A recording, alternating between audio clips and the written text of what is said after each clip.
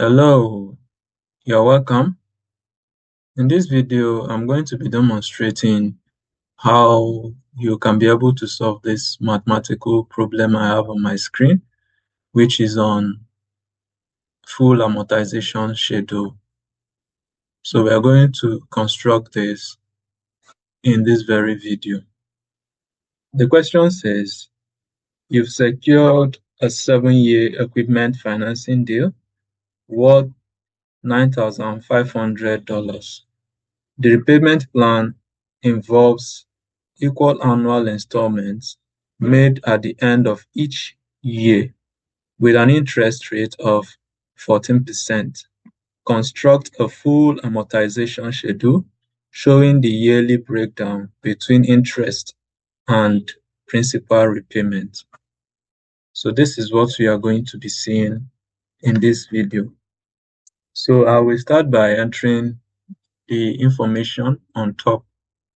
So information like the equipment amount. So I'll enter it here. Equipment amount.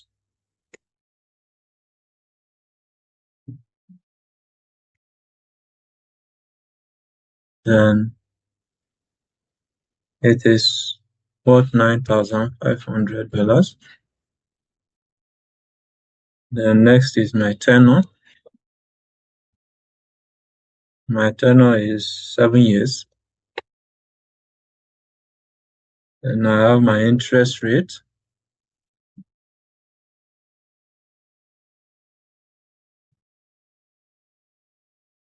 Which is 14%. And finally, the principal. So we are going to be using the PMT function to get our principal. So the rate here is 14%. The number of period is 7. And the PV, the present value, is this equipment amount, but we enter a negative value so as to be able to get it in positive.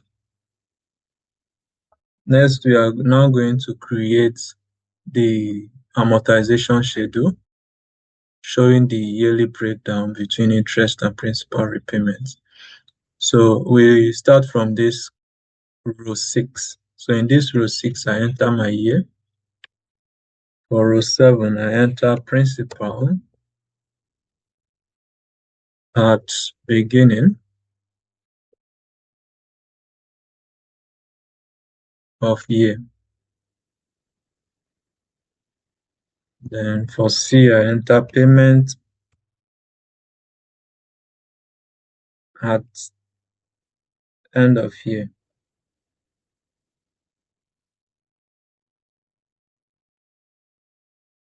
Then my D, I'm going to have my interest. And for the last one, I'm going to have my return on principal.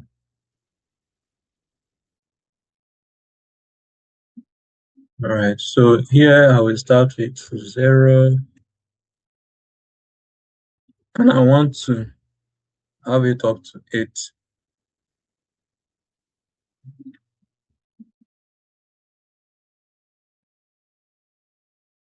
I'm supposed to start with 1. Supposed to start with 1 and not 0.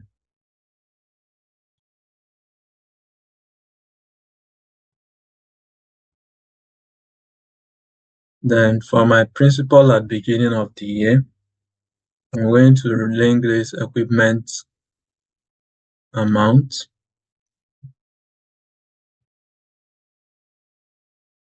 Then for my payments at the end of the year, so it's going to be this my principal down. Okay, so what I will do is just to enter this and then use absolute value and drag it to the 7th year.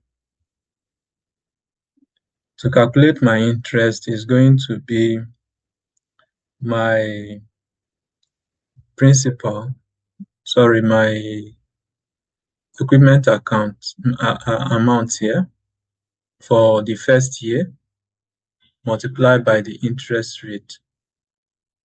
Okay, and that is what I will do for the principal of the beginning of each of these years. So I will just do equal to this times the rate. So I will use the absolute reference for the rate and drag it down.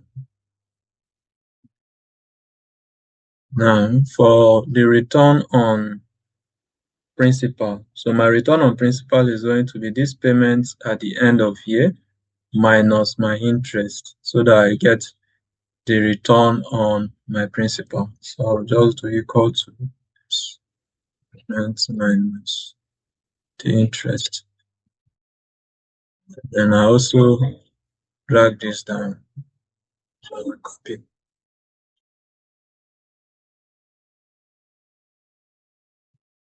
So now, once I populate this, I will have everything autocorrect itself here. But I'm supposed to get for the year 8 0 to show that we have used it up. Okay. So if I don't get a 0 here, then we have to come back and check what the issue is. So to get my principal at the beginning of the second year, I'm going to be subtracting this my value for the first year minus the return. Okay, so this value minus the return. So that will now be 9,500 minus my return. And then I drag this down to 8. So ideally my 8 should be 0. Let's see.